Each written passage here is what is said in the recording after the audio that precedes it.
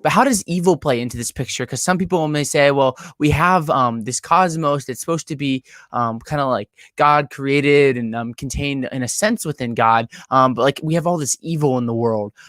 So how does this, like the problem of evil and such, play into this picture of this cosmos coming into from like the chaos and evil that we may see now into like this beautiful picture that you're talking about, Keith?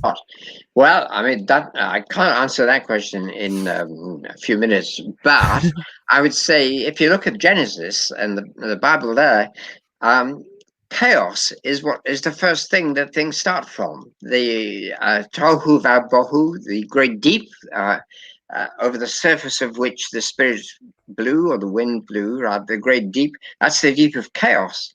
And in the Old Testament, God fights with Leviathan, the dragon of the deep, the great monster of the deep, chaos, until the last day. So, and that's in Isaiah, that this war is going on.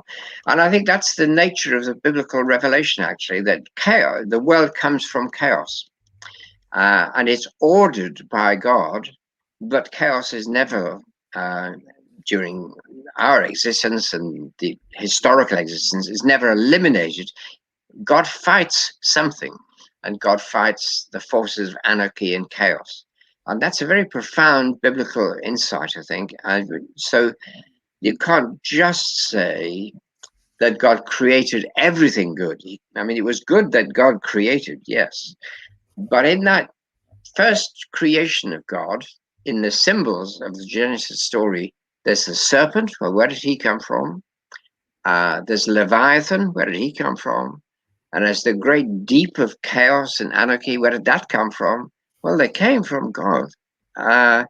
So somehow they're involved in God's plan for the universe, that it should be not just all perfectly perfect from the beginning, but that it should develop and evolve through trial and error, through free choices that often go wrong,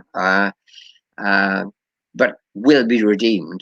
So it's a universe progressing from chaos to heaven, really, to paradise. And I really do think I agree, it's a hard question, but the biblical view includes that.